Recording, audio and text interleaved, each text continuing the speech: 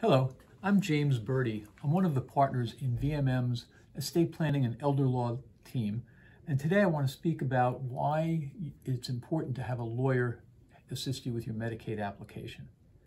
Now, Medicaid is a needs-based program of benefits and assistance. It's a federal program, but it's administered by the states, so eligibility and benefits may be considerably different from state to state. Medicaid also needs to be distinguished from Medicare. Medicare is medical insurance for persons over 65 and for some younger people with disabilities.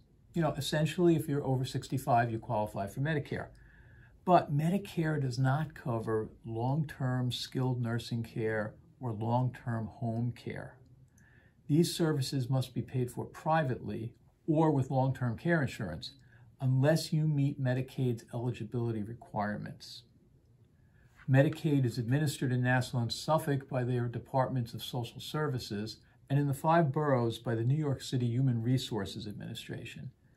An applicant must disclose assets, which they call resources, and also must show income eligibility in order to determine whether they're qualified. Now, many providers of services that are covered by Medicaid, such as nursing homes and managed long-term care agencies, are happy to assist patients with the application process. And there are also non-lawyer elder law services, or I should call them elder care services, usually paralegals or former DSS employees who are familiar with the forms and familiar with the procedures, and they're available as well.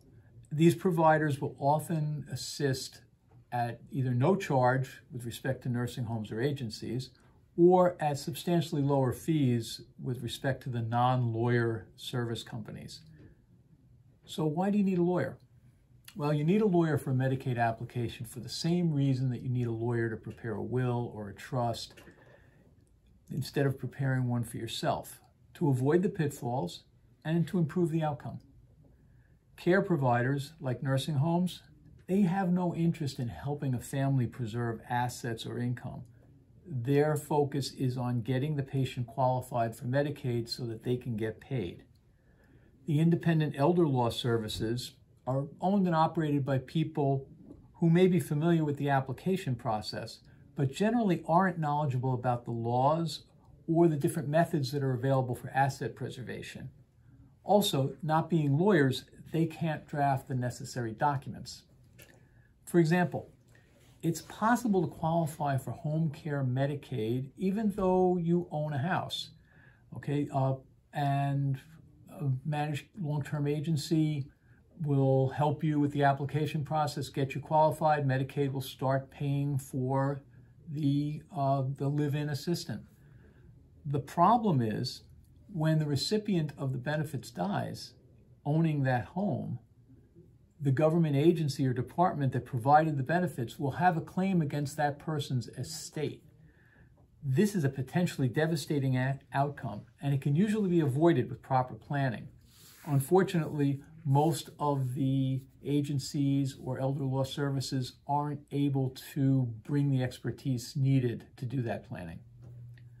A good Medicaid plan will almost always include some asset reallocation, and this may require drafting a trust agreement or a deed. A power of attorney and a healthcare proxy may also be needed. These are legal documents with important consequences. They should only be prepared after a thorough consultation with an attorney. Finally, the application process itself may require some legal insight and some advocacy.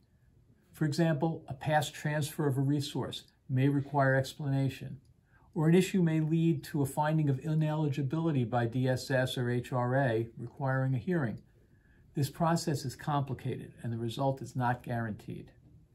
So, when you consider the cost of skilled care or home care and the consequences of exposing your savings and other property to a claim for repayment, it makes good sense to get experienced legal counsel. Thank you.